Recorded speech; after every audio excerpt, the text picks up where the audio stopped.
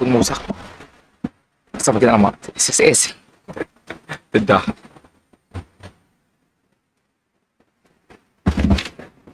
Belum bisa. Habis. Ya habis lah. Ya, Udah. Udah yuk. udah. Itu tinggal. Itu ya. Sambung. Sambungan kan? Sambungan.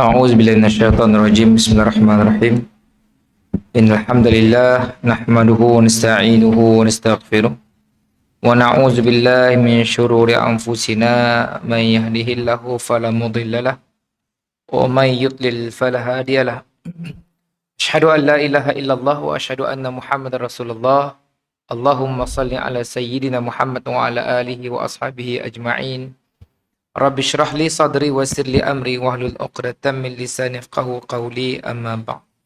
Tuan-tuan sidang jamaah dirahmati Allah Subhanahu wa taala. Insya-Allah malam tu adalah malam penghabislah untuk kitab tu. Sebelum kita berpindah kepada kitab yang seterusnya, kita menyambung bab yang ke-56 yang kita dah bicara pada 2 minggu yang sudah berkenaan dengan pemimpin yang dibeli oleh iblis. Jadi menariklah untuk dibincang. Dan untuk makluman semua, pemimpin yang dimaksud di sini bukanlah semata-mata pemimpin politik. Sebab kita dah lihat pada syarah pada kata-kata Imam Al-Jauzi pada siri yang sudah. Dan saya menguatkan dengan hadis Nabi SAW yang Nabi sebut, kullukum ra'in wa kullukum mas'ulin an ra'iyatih. Ila akhir hadis, panjang hadis ya. Setiap kamu adalah pemimpin dan kamu akan ditanya tentang apa yang kamu pimpin. Daripada pemimpin yang paling tinggi sehingga pemimpin yang paling bawah. Hatta seorang hamba. Hatta seorang isteri. Bila suaminya bekerja, maka istrinya adalah ketua kepada apa yang ada di rumahnya. Harta-harta suaminya. Okey. Jadi itu antara yang penguat kepada bila sebut pemimpin yang diberi oleh iblis. Kebetulan juga penamaan calon 29 bulan. 12 Ogos PRN. Jadi orang akan anggap ustaz tu nak nembak siapa tu. Saya nembak siapa-siapa. Itu adalah satu ingatan. Okay, kita sambung yang kedua tuan-tuan. Kita dah cerita yang pertama. Okay. Sekarang kita cerita yang kedua. Apakah kategori pemimpin yang diberi oleh iblis? Bahagian yang kedua. Di antara berita iblis yang lain terhadap pemimpin adalah bermewah-mewah dengan harta yang diperolehi secara batil. Okay. Awal kita nak madah pemimpin tuan-tuan yang ada masalah untuknya bersenang-senang dengan harta usahanya sendiri. Seperti mana kita lihat ada sebagian banyaklah pemimpin kita. Kebanyakannya daripada background kontraktor. Kebanyakannya dah ada duit memang dah ada bisnes. Jarang-jarang kita dengar orang yang memang masuk ke politiknya mengambil harta daripada kebanyakan daripada sebelumnya. Tapi apa yang ditegur oleh Ibn Jauzi adalah orang yang bermewah-mewah dengan harta yang diperolehi secara batil. Maksudnya secara haram lah. Kata orang nak jadi kaya ikut politik contohnya. 7 keturunan habis. Katalah, saya kasih tahu sebab saya bukan orang politik. Jadi, bila pentahqiq kitab ini menjelaskan, bila menjadi seorang pemimpin, seorang ketua pada negara, pada organisasi, kita faham, waktu itu ramailah kontraktor, orang-orang yang mempunyai kepentingan datang mendekati. Kadang-kadang kita tak kenal, tiba-tiba di pasar, Assalamualaikum Ji. Oh, siapanya tu? Tiba-tiba semua jadi baik. Nah, ngaku adik lah, ngaku kakak lah, ngaku bala lah. Biasalah. Macam seorang kawan saya. Asal usulnya jauh di pedalaman. Bila sebut nama tempatnya orang kepada orang Ulu. Tapi bila sekarang menjawat satu jawatan yang baik di sebuah jabatan, tiba-tiba waktu tersebut ramailah mengaku. Sama bala tu, tunggal 2 kali, tunggal 3 kali. Semua bertunggal. Maka satu ketika dahulu, orang tersebut di kampung nang di singo. Manusia macam mana tuan-tuan? Masing-masing. Masing-masing mengambil kesempatan. Di mana-mana keadaan sekalipun, itu perkara yang lumrah. Dan kita lihat, kalau tuan-tuan perhatikan dalam satu hadis Nabi SAW, 7 kumpulan yang akan dinaungi oleh arash di mahsyar kelak, di saat tidak ada naungan, melainkan arash Allah Subhanahu Wa Taala. Satunya tuan-tuan, orang yang bertemu, bersahabat, bertemu dan berpisah kerana Allah Subhanahu Wa Taala. Jadi ini menekankan kalau kita bersahabat kerana kepentingan. Bagus kau rapat dengan nyapo. Kabel besar, kabel dah saik. Kabel dah saik besar tuan-tuan. Maka mendekatinya ada sebab musabab yang lain. Ada manfaat yang lain. Sebab Rasulullah meletakkan 7 kumpulan manusia yang akan dinaungi di bawah arash. Kalau saya sebut sedikit tentang keadaan mahsyar tuan-tuan, sangat dahsyat. Berdirinya melebihi 1000 tahun. Tanpa alas kaki, tidak berpakaian, matahari 1 mil. Sekarang matahari tuan-tuan 180 juta kilometer. Pun kita panas. Ini matahari 1 mil. Lagi dekat.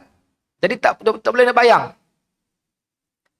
Kalau matahari yang 180 juta kilometer, cahayanya sampai ke bumi 8 minit, kita boleh kena dehidrasi nak. Kalau kurang minum air dan sebagainya.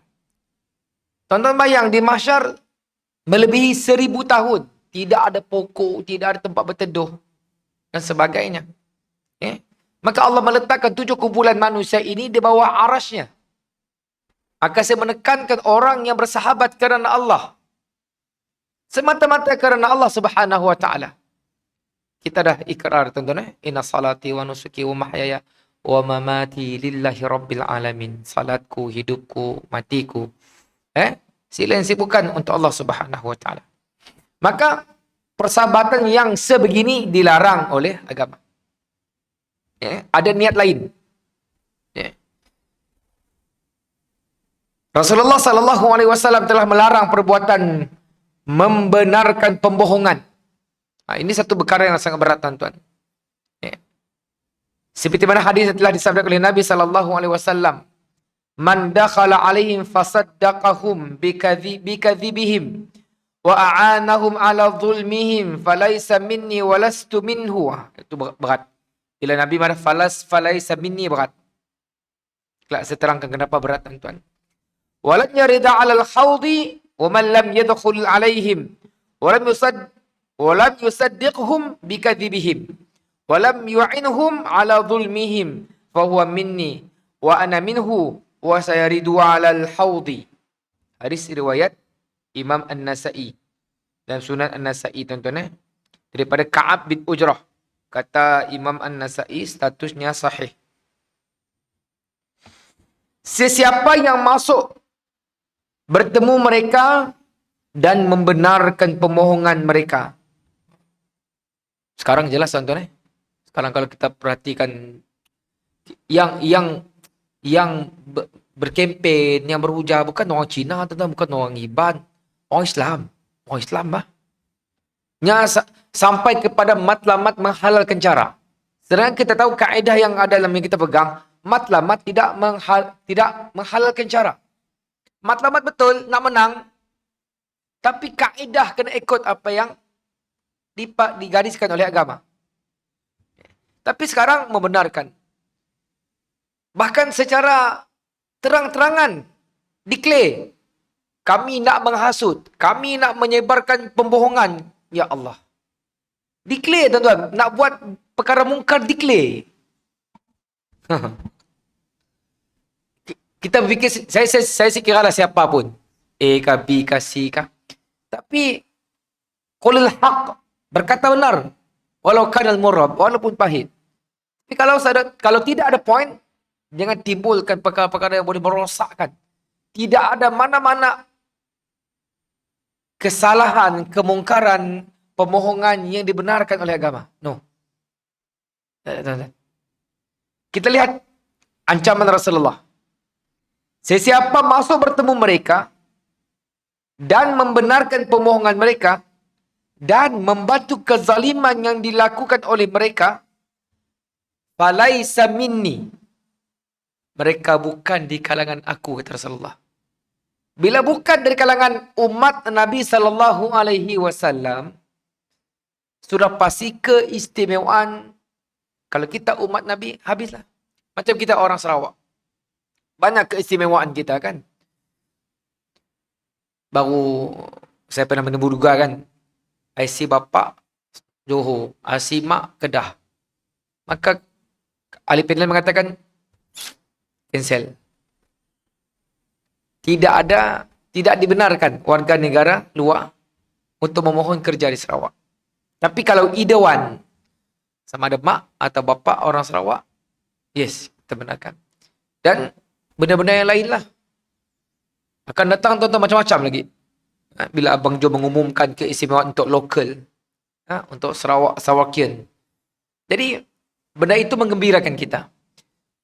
Apatah lagi dalam kategori kita mengaku umat Nabi Muhammad sallallahu alaihi wasallam.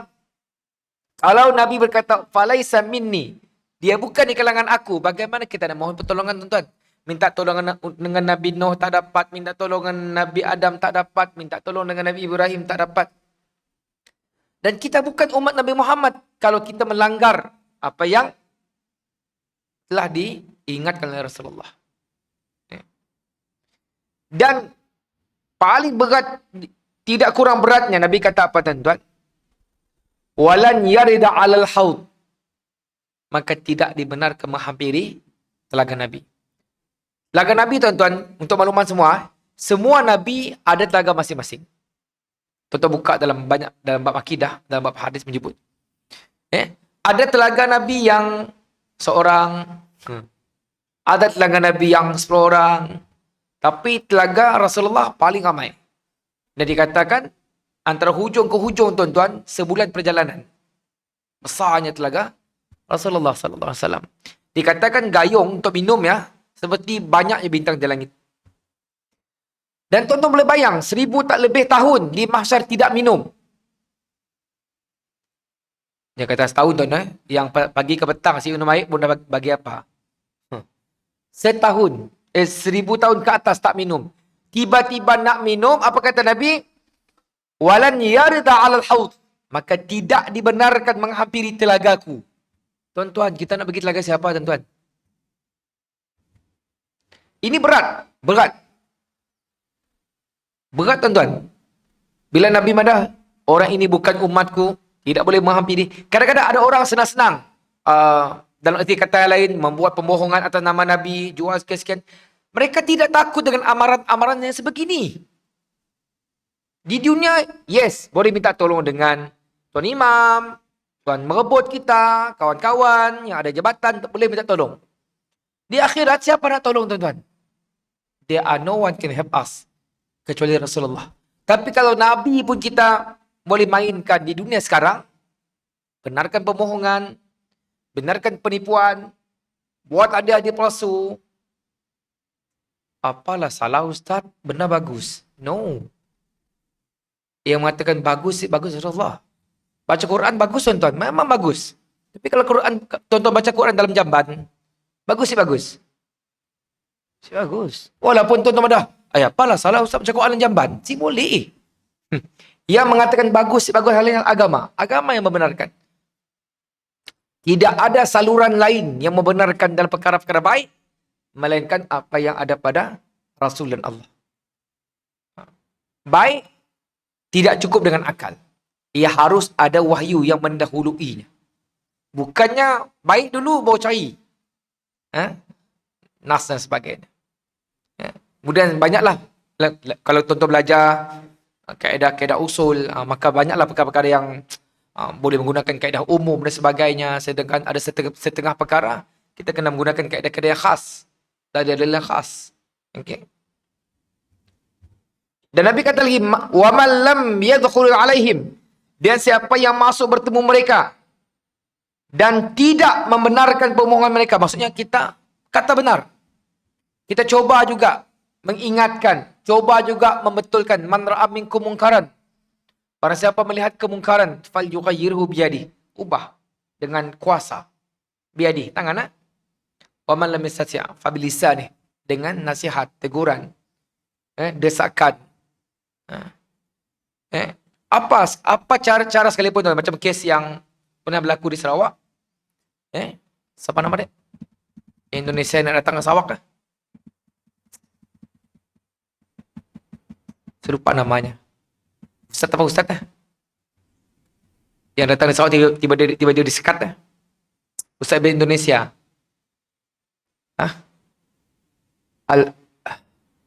Allahumma salli ala Muhammad. Lupa saya. Yang dari Indonesia ya, orang apa? Sebenarnya? Ingat saya namanya? Saya lupa ini namanya. Masih muda Ustaz ya. Tapi kerananya banyak menyebarkan ajaran sesat sehingga mengatakan menyembah Jesus tidak salah sebab yang disembah sebenarnya Allah. Tuan-tuan tahu kenapa, bagaimana dia akhirnya disekat? Bila ramai sahabat-sahabat kita post video kebatilan yang disebarkan. Maksud kita tidak benarkan pemohongannya. Post. Akhirnya pihak berkuasa menyemak kebenaran video tersebut. Akhirnya tidak diberikan tauliah. Selamat akidah orang kita. Masalah orang kita satu tuan-tuan, mudah takjub, mudah teruja dengan orang luar. Bila ustaz-ustaz lokal datang, saya dah apa. Bila ada orang luar datang, ada yang bagus, tapi ada juga yang tidak bagus. Jadi, bila kita tidak membenarkan pembohongan mereka, tidak menolong perbuatan zalim mereka, maka mereka adalah fahuwa minni wa ana minhu. Itu yang ini yang kita nak. Orang yang kekal, qulil haq walau kana murra, berkata benar biarpun pahit. Dan Nabi memberi jaminan. Nabi memberi garanti. Fahuwa minni, dia di kalangan aku. Wa ana minhu, dan aku di kalangan dia. Dan mereka berpeluang menghampiri wa sayaridu 'alal haud. Dan ini yang paling kita suka tuan-tuan, kita boleh menghampiri telaga. Jadi hadis ini clear. Hadis ini terang, menerang, menjelaskan tentang perbuatan-perbuatan yang tidak dibenarkan. Tuan-tuan, kena ingat, harta, pangkat. Kalau tuan-tuan baca hadis Nabi SAW, 3 akan mengiringi kita ke kubur. Betul? Harta, keluarga, dan amal. Kata Nabi, 2 akan meninggalkannya, dan yang 1 akan kekal bersama dengannya. Siapa? Yang meninggalkannya adalah keluarga dan hartanya. Yang kekal bersamanya adalah amalnya. Jadi tuan-tuan, kita nak mengambil pengajaran. Apa yang kita usahakan di dunia, pastikan ada kesan yang baik semasa kita menunggu di alam barzah. Buat fikir lu tuan-tuan. Apa yang aku buat ini pasti akan membawa manfaat ketika aku berada di alam barzah. Dan kita tanya balik, ada tak amal untuk kita berada di alam barzah? Sebab amal tuan-tuan sifatnya bukan kekal. Ada amal, dalam satu hadis Nabi bertanya kepada sahabat, wahai sahabat, tahukah kamu siapa muflis? Maka kata sahabat, muflis adalah orang yang tidak mempunyai harta. Kata Nabi, di akhirat kelak ada orang yang datang dengan pahala salatnya, pahala zakatnya, pahala umrahnya. Tetapi dia mengeluarkan kata-kata kesat, memakan harta anak yatim, berbuat benda-benda yang tak elok lah. Dan akhirnya, orang yang dikutuk, orang yang dihina, maka pahala-pahala yang dia lakukan amal-amal yang dia buat akan pergi kepada orang yang dikutuk. Sehingga habis. Dan kalau dah habis amalan dia, tuan-tuan, diambil pula dosa orang yang dikutuknya, transfer, sehinggalah dia dibalik ke dalam neraka Allah Subhanahu wa Ta'ala. Itu bahayanya amal, tuan-tuan. Boleh bertambah dan boleh berkurang tanpa kita sedar. Ya. Maka kita nak katakan ini perkara yang berat. Ya. Dan kita lihat banyak rasuah yang akan cuba diberi. Baru tu dah susah nak kelakar, tuan-tuan. Bila dia announce nak tiba-tiba yang seorang madah tu rasuah, seorang yang madah tu bukan rasuah, kita pun beli. Dari segi rasuah, tuan-tuan, yang mana satu rasuah, amat tak rasuah. Dia beratlah. Jadi mudah katalah, tuan-tuan, bila sebut banyak rasuah yang cuba diberi, maksudnya rasuah itu adalah apa-apa bentuk, tuan-tuan. Kalau tuan-tuan baca dalam mana penjelasan, rasuah bukan hanya duit. Apa-apa pemberian yang membolehkan orang yang menguruskan sesuatu bermudah untuk memberi kepada orang tersebut, itu rasuah. Full stop. Sama ada hadiah, sama ada tanah, sama ada peluang untuk kerja, sama ada peluang untuk dapat kahwin dengan anaknya kah? Apa-apalah. Maka itu rasuah. Ya. Dan syaitan akan membisik kepada pemimpin ini supaya menerima rasuah tersebut. Kadang-kadang ditukar, tuan-tuan. Rasuah je. Rasuah Ustaz kasailah hadiah. Hadiah kalau konteks begini, tuan-tuan, hadiah itu tetap dikategorikan sebagai rasuah. Kadang-kadang manusia merasakan dia cerdik. Riba diubah nama kepada dividen atau faedah. Rasuah diubah kepada hadiah, sagu hati dan sebagainya. Tetapi kalau perhatikanlah, al-haramul bayyin wal halalul bayyin. Yang haram itu jelas, yang halal itu jelas. Tuan-tuan, itu contoh yang agak kasar lah. Babi tak haram, tuan-tuan. Bungkuslah macam ni, hiaslah dengan segala daun salad ke apa, tetap haram juga. Suruhlah kita ustaz nyembelih ke, si dapat juga. Haram lah, tuan-tuan. Si dapat jadikannya halal, melainkan dalam keadaan-keadaan tertentu. Tapi dalam keadaan biasa tetap haram. Dan begitulah dalam konteks, sebab dalam bab zakat begitu juga. Ada orang cuba untuk menipu ataupun kita katakan licik lah. Bila sampai dah cukup haul setahun, cukup ada lagi 3-4 hari nak cukup setahun, ambil sedikit harta tersebut, letak dalam akaun adik. Supaya tidak cukup. Contoh kalau simpanan, harta zakat simpanan 20,000. Contoh. Bila cukup setahun, haul cukup, nisab 20,000, haul setahun cukup. Sebelum cukup, ambil lagi 5,000 letak dulu dalam akaun. Pok, engkau dalam akaun kolok. Kelak aku sikit hadiah. Dah cukup, ambil balik. Sama, tuan-tuan. Sama. Kita kena ingat, kita nak tipu siapa? Penguasa boleh ditipu. Ustaz-ustaz boleh ditipu. Tapi Allah, kadang-kadang kita fikir sendiri, tuan. Kalau perkara tersebut dengan manusia kita kantoi, malunya siapa ditapuk. Apatah lagi kalau nak menipu Allah Subhanahu wa Ta'ala. Akan dipertontonkan. Seluruh manusia akan melihat.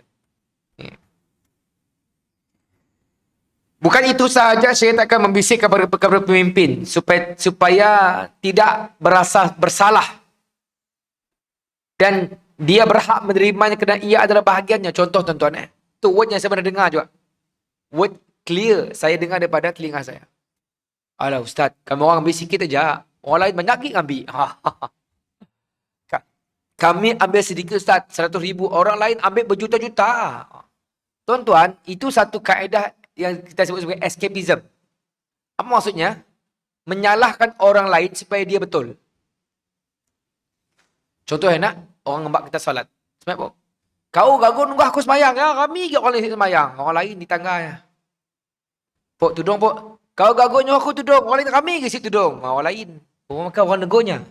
Ya, salah satu kaedah yang meletak kesalahan kepada orang lain dan akhirnya membenarkan perbuatan salah tersebut.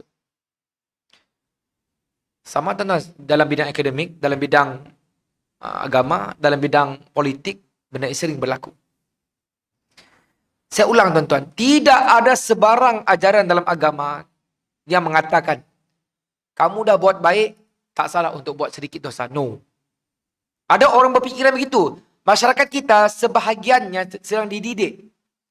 Buat banyak dah amal ku buat. Bolehlah malah dosa sikit. Tuan-tuan masih ingat kisah Israeliat yang 2 orang adik-beradik duduk satu rumah. Seorang ada banyak amal kebaikan. Seorang sentiasa bergelumang dengan dosa. Akhirnya syaitan datang membisik. Tang best yang rupa mula dosa, adik aku di Banun. Apalah, aku dah mula banyak amal. Apalah salah aku minum sikit. Kan? Yang adik di bawah, abang banyak buat amal. Aku langsung tak beramal. Aku nak bertaubat lah. Maka kisah ini tuan-tuan baca dengan hadis Nabi yang menceritakan tentang seorang yang sepanjang hidupnya dia melakukan amalan-amalan ahli syurga, tetapi di akhir hidupnya dia memilih jalan ahli neraka, dan bila dimati tuan-tuan maka Allah letakkan dia dalam neraka. Seorang yang beramal dengan amalan ahli neraka sehingga jarak dia dengan neraka tidak kurang daripada sasta. Tapi di akhir hidupnya memilih untuk taat pada Allah. Memilih amalan ahli syurga. Dan dia mati dengan amalan tersebut. Maka Allah masukkan dia dalam syurga Allah Subhanahu. Ini yang membimbangkan kita tuan-tuan. Ada orang merasakan banyak dah amalan. Apalah salah Ustaz, malah sikit dosa. Kelak kami bertaubat. Ini bulan 7 tuan-tuan. Bulan 8 kami nak pergi umrah. Sentiasa ada alasan untuk membolehkan berbuat dosa. Dan benda ini ditegah dalam agama. There are no excuses. Sebab ada sebahagian yang saya pernah dengar cerita di negeri jiran kita. Ada orang sampai ke tahap pergi ke jabatan agama, hantar orang cuti. Cuti apa tuan-tuan? Cuti daripada menjadi orang Islam. Astaghfirullahalazim. Sebab apa katanya? Kalau Islam kami tak boleh buat dosa, Ustaz. Kami cuti sekejap supaya kami boleh buat dosa. Kreatifnya manusia sampai ke tahap itu, tuan-tuan. Masya Allah. Sebab itu orang kata, Udukhul fisilmi kafah. Masuklah Islam itu sepenuhnya. Jangan masuk Islam sikit-sikit. Ataupun seperti paginya Islam, petangnya kufur. Malamnya Islam, paginya kufur. No. Islam tuan-tuan kita kena pegang daripada awal sampai akhir hayat kita. Maka pemimpin yang tidak mempunyai ilmu dan rendah imannya, pemimpin yang tidak mempunyai ilmu dan rendah imannya, bahkan sebahagiannya merasa terlalu kuat egonya, sehingga orang yang nak menasihat pun ditentangnya, maka orang sebegini mudah tersungkur dengan tipu daya syaitan. Mudah. Kalau tuan-tuan pernah dengar yang sebelum-sebelum ni pemimpin-pemimpin yang dibeli oleh iblis, bila mana penasihat agama membenarkan apa yang dibuat oleh ketuanya, dan ketuanya merasakan apa yang buat itu benar. Kalau dah salah, awal dari tegur. Kan? Syaitan juga akan mengelirukan pemimpin itu di antara rasuah dan hadiah. Tadi saya dah sebut dah. Dikelirukan. Ya. Syaitan menyuruh mengambil ganjaran itu dan menganggapnya itu adalah hadiah. Walhal niat sebenarnya pemberi itu adalah rasuah. Ya. Sebab berlaku dalam kes kami nak menemuduga tuan-tuan. Bila kita tengok nama-nama, itu bukan beradik dengan Wah kah? Oh, siapa? Kita pas nama tersebut dengan panel lain. Ada satu nama tersebut, anak saudara pengarah Jabatan Mufti, anak buah Ustaz Mu'al. Tiba-tiba sepatutnya petang kami 4 orang. 4 peserta. Tiba-tiba tambah seorang. Apa hal tambah seorang? Bila cek nama, pengarah minta reject sebab ada kaitan dengan kepentingannya. Kita nak jaga tuan-tuan. Kita beri laluan azan.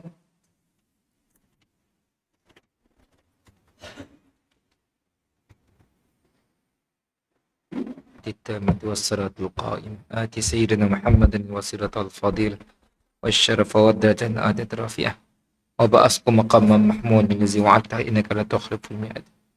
Kita semua sikit tuan-tuan. Jadi penulis menyebut sedikit tentang perbezaan antara hadiah dan rasuah. Ya. Rasuah diberikan dengan berharap suatu ganjaran dikembalikan. Itu rasuah. Ya. Manakala hadiah pula adalah sesuatu yang diberikan tanpa tujuan mengharapkan apa-apa ganjaran. Ya. Dan biasanya rasuah akan diberi sebelum tender, sebelum keputusan dibuat, sebelum pemilihan, sebelum keputusan tawaran dikeluarkan, maka diberi awal. Tapi contoh kita dapat hadiah selepas. Kita tak buat apa-apa, kita tak terlibat pun. Dapat kemudian hadiah yang tidak ada kaitan pun. Berbeza dengan rasuah. Hadiah diberi tanpa mengharapkan sebarang balasan balik. Rasuah diberi dengan niat supaya dapat ditolong. Tolong lepuk tangga lo macam ni. Okay. Lagi satu cara memastikan itu adalah hadiah atau rasuah adalah dengan meneliti jikalau kita tidak mempunyai apa-apa jawatan. Adakah hadiah itu akan diberikan? Kita orang biasa, pegawai biasa aja. Macam saya, pegawai biasa, tidak ada kaitan pun yang memutuskan sesuatu keputusan. Sekiranya tidak, maksudnya kalau tuan ada memegang jawatan, kuasa di mana-mana tempat, maka itu dikategorikan sebagai rasuah dan kita kena berhati-hati dengannya.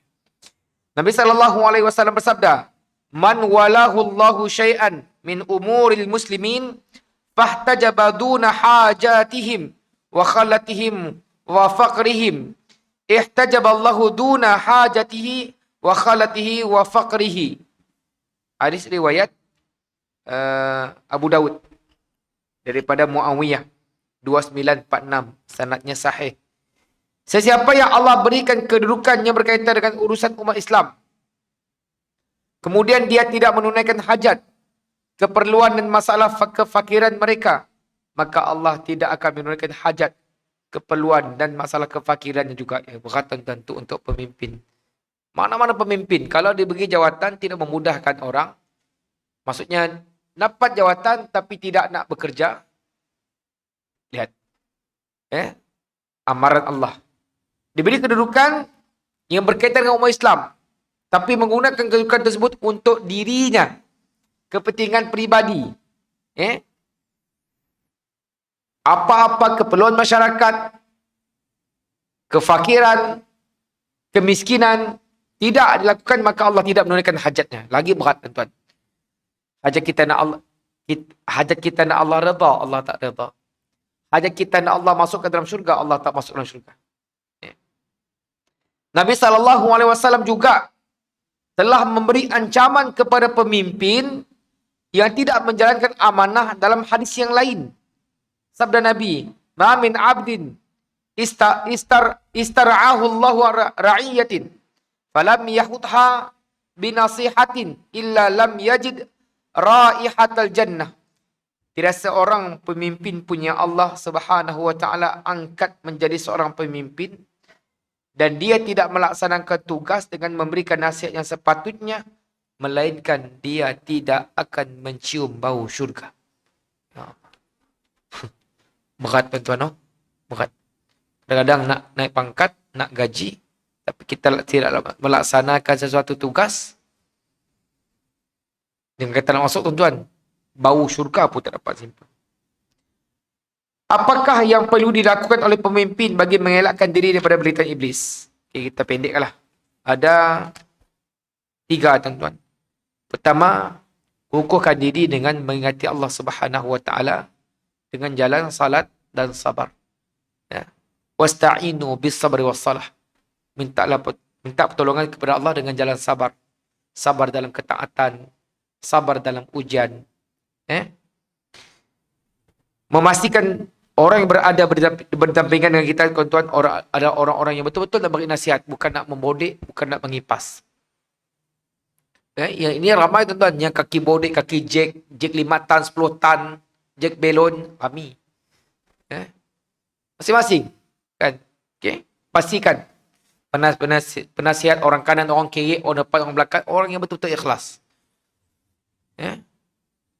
Sekarang memang peluang untuk kita melihat begini memang ramai. Ni nak PRN. Macam-macam orang muncul. Okay. Dan ketiga, ini paling berat. Bersikap terbuka dengan menerima nasihat daripada mana-mana tuan-tuan. Saya suka untuk membawa tuan-tuan untuk lihat kepada contoh yang dibuat oleh Umar Al-Khattab. Umar Abdul Aziz. Banyak kisah tuan-tuan, Umar ngembak gandum, dipikulnya sendiri. Maka apa kata pengikutnya? Biar aku yang memikul gandum tersebut. Apa jawab Umar? Kalau kau pikul gandum tu, aku nak jawab apa depan Allah lah. Takutnya Umar dengan Allah Subhanahu Wa Taala. Pemimpin yang kata orang siang hari kena singa, malamnya nangis. Umar Al-Khattab. Begitu juga Umar Abdul Aziz. Jadi bagaimana pula mahu menasihatinya? Tu sikit lagi last lah. Dengan pemimpin tuan-tuan ada kaedahnya. Betul, Islam agama yang syumul, menyeluruh. Semua diajarkan oleh Islam. Termasuklah nasihat. Bagaimana? Pertama, kalau tu pemimpin, bukan orang biasa. Yang ada kedudukannya, bertemu 4 mata. Banyak ada kedudukan. Perjumpaan tertutup. Idhab ila fir'auna innahu tagha. Itu berlaku dengan Musa. Apa kata Allah pada Musa? Pergilah berjumpa dengan Fir'aun. Si puas hati dengan pemimpinnya, begitu. Sebab jaga aibnya tuan-tuan. Tapi aib sekali lihat, kalau aib yang melibatkan agama, melibatkan benda-benda batil, lain cerita. Kalau melibatkan kepribadi, salah, dan sebagainya, yang tidak ada kaitan dengan kepentingan agama, maka kena jumpa direct. Tuan-tuan kena ingat, ada 2 perkara. Kalau perkara yang melibatkan agama, kebenaran, harta baitul mal, kesalahannya terang, menegur secara umum, yes. Tapi kalau melibatkan kelemahan pribadi, sabuk lisan, kesalahan, maka kaedahnya kena begini. Dan terakhir, tegurlah dengan teguran yang berhikmah. Berhikmah ini bermaksud kata-kata lembut dan lunak. Dan ada juga sebagian pandangan mengatakan berhikmah di sini melihat keadaan. Bahkan boleh juga menegur dengan ketegasan. Bukannya sentiasa lembut je. Sebab ada masa kita akan dipijak. Seperti mana firman Allah, faqula lahu qawlan layyinan la'allahu yatadhakkaru aw yakhsha. Kemudian hendaklah kamu bertanya kepadanya dengan kata-kata yang lembut, semoga ia beringat akan ketakutan. Jadi di akhir buku ini ada bonus, tuan-tuan boleh lihat dah doa-doa amalan yang sahih daripada gangguan syaitan. Tuan-tuan boleh lihatlah sampai ada buku. Jadi berakhirlah pengajian kitab Talbis Iblis kita daripada awal sampai akhir. Tuan-tuan melihat betapa clearnya Ibn Jauzi menerangkan taktik-taktik tipu daya iblis supaya kita tidak terjatuh dalam lembah yang hina. Ingat tuan-tuan, iblis tidak hanya menggunakan jalan yang buruk untuk merosakkan manusia, bahkan iblis akan menggunakan kaedah-kaedah yang nampak betul, kaedah-kaedah yang nampak dibenarkan oleh agama. Ingat, iblis sanggup membuka 99 jalan kebaikan semata-mata untuk satu jalan keburukan. Jadi buku ini menarik untuk dibaca, difahami. Kita dah habis, insya-Allah pada bulan 8 kita akan buka satu kitab yang menarik. Ada request dah kitab tersebut, insya-Allah saya akan buka. Itu berkenaan dengan kitab Al-Kafi, himpunan antara Arba'in An-Nawawi dan satu kitab oleh Ibn Rajab, saya lupa namanya, tapi dihimpun oleh Datuk Zul, dinamakan dengan Al-Kafi. Himpunan antara Arba'in An-Nawawi dengan Allah pastinya saya lupa nama kitabnya. Satu kitab yang ditulis oleh Ibn Rajab Al-Hambali. InsyaAllah. Menarik tuan-tuan. Cerita tentang hadis, cerita tentang siapa rawinya, cerita tentang apa kelebihannya. Jadi semoga mendapat manfaat. Terkurang terlebih saya minta maaf. Kita tangguh dengan membaca tasbih kafarah dan suratul Asr. Bismillahirrahmanirrahim. Subhanakallah bihamdika asyhadu an la ilaha illa anta astaghfiruka wa atubu ilaik. Bismillahirrahmanirrahim. Wal 'asri innal insana lafi khusr illa alladziina aamanu wa 'amilus shalihat wa tawassaw bil haqq wa tawassaw bis sabr. Terima kasih atas perhatian. Maaf atas kekurangan. Assalamualaikum warahmatullahi wabarakatuh.